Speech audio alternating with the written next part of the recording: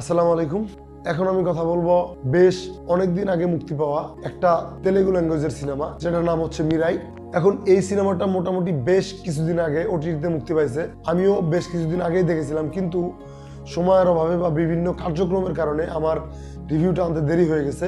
এখন বেশি কথা না বলে চলুন মিরাই সিনেমা নিয়েও কথা বলা যাক। প্রথমেই যদি বলি তাহলে এই সিনেমার বাজেটটা শুরুতে ছিল 30 থেকে 40 কোটি রুপির মতো, এবং সেটা পরবর্তীতে বাড়িয়ে 60 কোটিতে করা হয়। এখন যদি 60 কোটি রুপির কথা বলি তাহলে এরকম একটা সিনেমার জন্য সেটা খুবই সামান্য এবং খুবই কম।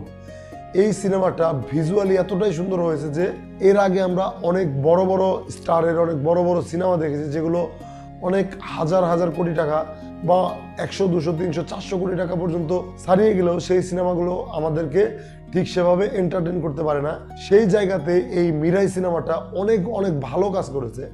যদিও এটা ভিএফএক্স হেভি সিনেমা, এবং এই সিনেমাতে ভিএফএক্স এবং সিজিআইয়ের কাজ বেশ বেশি ব্যবহার করা হয়েছে, কিন্তু এই সিনেমাটার বাজেট যে এত অল্প, এই ভিএফএক্স গুলোকে দেখে সেটা মনে হয় না যে এটা এত কম বাজেটে বানানো একটা সিনেমা। তারপর যদি বলি এই সিনেমাতে যারা অভিনয় করেছেন তাদের অভিনয় বেশ ভালো, এবং এই সিনেমাটা মূলত গল্প কেন্দ্রিক একটা সিনেমা, যেটা অবশ্যই আপনাকে এই সিনেমার গল্পের সাথে বেঁধে রাখতে বাধ্য করে। এই সিনেমার গল্পটা হচ্ছে এমন যে 9টা গ্রন্থ আছে, যে 9টা গ্রন্থ যদি কোনো খারাপ মানুষের হাতে পড়ে তাহলে সেই মানুষটা ঈশ্বর লেভেলের ক্ষমতা পেতে পারে, এবং সেই 9টা গ্রন্থকে মূলত 9 জায়গায় রাখা হয়েছে, এবং 9টা মানুষ সেই গ্রন্থগুলোকে রক্ষা করতেছে, এবং একজন শয়তান সেই গ্রন্থগুলোকে হাসিল করার চেষ্টা করতেছে, এবং শেষ পর্যন্ত সে কি এই গ্রন্থগুলোকে হাসিল করতে পারে কিনা, এবং এই গল্পের যে কেন্দ্রীয় চরিত্র সে কি সেই ভিলেনকে ঠেকাতে পারে কিনা, এই বিষয়গুলো জানতে হলে অবশ্যই আপনাকে মিরাই সিনেমাটা দেখতে হবে। শুরুতেই বলেছি এটা একটা ভিএফএক্স হেভি সিনেমা,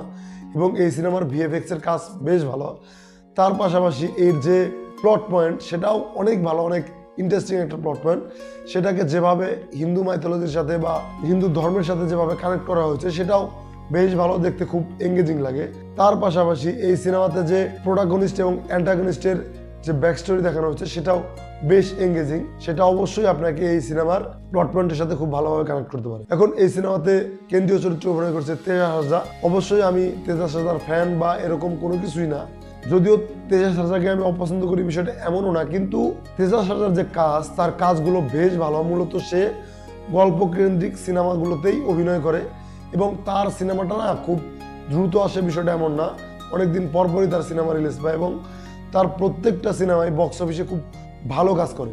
এখন তেজাস হাজরার যে ক্যারেক্টার, সেই ক্যারেক্টারটা খুব সুন্দরভাবে ডিজাইন করা হয়েছে, এবং সেটা বেশ ভালো লাগে, এবং স্ক্রিনে এর ভিজুয়াল অনেকটাই ইমপ্রেসিভ। তার পাশাপাশি মাঞ্চো মানুষ যে ভিলেন রোলে অভিনয় করেছেন তার অভিনয় অনেক ভালো, সেটা দেখতে খুব ভালো লাগে। মাঞ্চো মানুষ এই ক্যারেক্টারের সাথে খুব সুন্দরভাবে তাকে ব্লেন্ড করতে পেরেছে। তাছাড়া সাপোর্টিং কাস্টে যারা যারা অভিনয় করেছেন তাদের সবার অভিনয় ভালো, এবং আলাদা করে বলতে হয় এই সিনেমার ব্যাকগ্রাউন্ড মিউজিকের কথা, যেটা এই সিনেমার স্ক্রিনের সাথে খুব সুন্দরভাবে যায়, এবং এই সিনেমাটাকে দেখতে আরো আকর্ষণীয় করতে ব্যাকগ্রাউন্ড মিউজিক খুব ভালো কাজ করেছে। তার পাশাপাশি এই সিনেমার যে ভিজুয়াল সেটা অনেক ভালো, এবং ভিএফএক্স হেভি সিনেমা হলেও সেটাকে দেখতে অনেক ভালো লাগে, এবং সেটা চোখের শান্তি দেয়।